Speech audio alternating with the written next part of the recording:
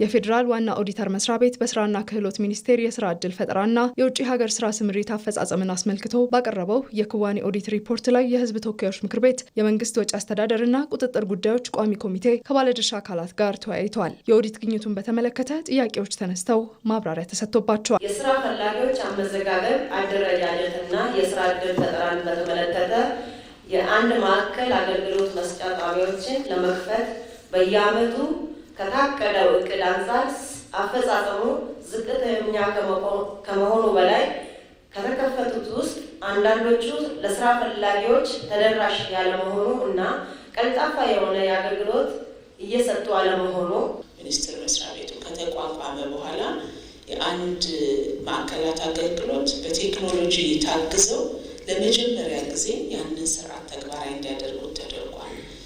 አንደኛ ወደ 1.3 ሚሊዮን የሚሆኑ ዜጎች ከዛ በኋላ ተመዝግበዋል። አጠቃላይ 3.5 ሚሊዮን ዜጎች በዚህ ስርዓት ተመዝግበዋል።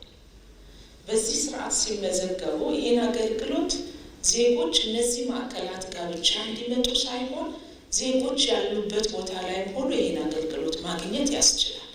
የሞባይል አፕሊኬሽን አለ። በውጭ ሀገር ስራ ሰራተኛ ለማሰማራት በተቀባይ ሀገርና በኢትዮጵያ መንግስት መካከል የሁለትዮሽ ስምምነት ሰነድ በኩዌት ከጀርመን ኮንስትራክሽን ፌዴሬሽን እና ከስዊድን ሜልጄን ማርኒንግ ኩባንያ ጋር የስምምነት ሰነድ የተፈረመ ቢሆንም ወደ ስራ ግን ያልገባ ሚኒስቴር መስሪያ ቤቱ ሲቋቋም የመጀመሪያ ዓመታችን ላይ 2014 40,000 ሰው ነው የተላከው ወደ ውጭ። 2017 መጨረሻ 503,000 የተላከው። አሁን ላይ 800,000 ሰው ለመላክ ኢንክሉዲንግ የስኪልድ እና ሰሚ ስኪልድ 50,000 ሰው እንልካለን ብለን አቀደናል። እየሰራን ያለነው ለውጥ አለው። የስምምነት ፊርማዎቻችንም ከአሁን ቀደም ያልነበረ ከረንትሊ እየመጣ ያለ በተለይ ባለፉት 3 ዓመታት የስኪልድ እና ሰሚ ስኪልድ ለመቀበል የሚያስችል ስምምነት ከሀገራት ጋር እየተደረገ ነው። የስራ ዕድል ፈጠራን ለማበረታታት ፈንድ ለማግኘት የሚያስችል የአሰራር ስርዓት አልተዘረጋም። ስታርታፕ አዋጁ ላይ አጠቃላይ ለስታርታፖች የሚሆን ፈንድን የተመለከተ ይቋቋማል ብሎ ያለፈዋል። ነገር ግን በተሻለ ደረጃ ልንፈታው ተቃርበናል። በአመት 30-40 ቢሊዮን ዴዲኬት የተደረገ ገንዘብ ለጥቃቅን አነስተኛና መካከለኛ ኢንዱስትሪዎች ይኖራል የሚል ነው።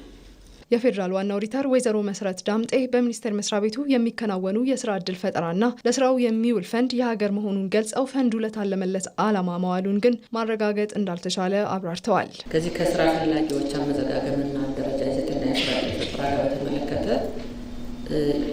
የነበሩ ክፍተቶች አሉ። ኦዲቱን አመላክቷል። አሁን ለማጠቃለያ ሲሰጥ ወደ 1.3 ሚሊዮን የሚሆኑ ተመዝግበዋል ተብሏል። በጥሩ ጎን ወስደዋለሁ። ሌላ ከዚህ ከውጭ ሀገር የስራ ስምሪቶች በማመቻቸት ለሚመለከታቸው አስፈጻሚ ባለድርሻ አካላት ጋር በማስተዋወቅ እነዚህ የተመዘገቡ ዜጎች በወቅቱ የስራ ዕድል ተጠቃሚ እንዲሆኑ ማድረግ ላይ ተግባራዊነቱን ሊከታተሉ ይገባል የሚል አስተያየት ነው የምሰጠው። አሁን ያኔ እኛ ከኦዲት ያየነው ክፍተት የተሰጡ ፈንዶች አሉ። እነኚህ ፈንዶች ለታሰበላቸው ዓላማ ውሏል ወይ ብለን በምናረጋግጥበት ጊዜ በኦዲት ወቅት ማስረጃ ያልቀረበበት ሁኔታ አለ።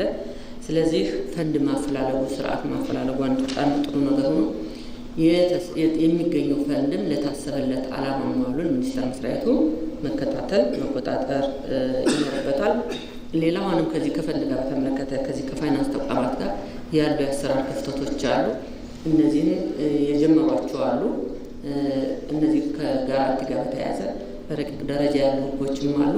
እነኚህ ለራሱ ለፋይናንስ አፈላለጉ የራሱ የሆነ አስተዋጽኦ ስለሚያደርገው እነዚህ ተጠናክረው ቢቀጥሉ የሚል አስተያየት ነው የምሰጠው። የመንግስት ወጪ አስተዳደርና ቁጥጥር ጉዳዮች ቋሚ ኮሚቴ ሰብሳቢ ዶክተር የሽመቤት ደምሴ በበኩላቸው ሚኒስቴሩ የውጭ ሀገር ስራ ፈላጊ ዜጎችን እንግልት በመቀነስ ረገድ እየሰራ ያለው ጥረት የሚበረታታ መሆኑን ገልጸው የክዋኔ ኦዲት ክፍተቶች ግን እንዲታረሙ አሳስበዋል። የብዙ ተሳትፎ የብዙ ኢንተረስትም ያለበት ነው። የብዙ ተሳትፎንም የሚፈልግ ጉዳይ ነው። ስለዚህ ቅንጅቶችን እናንተ ኢኒሼቲቭን በመውሰድ የቁጥጥርና ክትትል ስራ በሚያስፈልጋችሁ እስከታች ስለሚወርድ በዛ ላይ የእናንተን መስመርና ስርዓት ዘርግታችሁ ሁሉም ላይ ማየት መቻል አለባችሁ።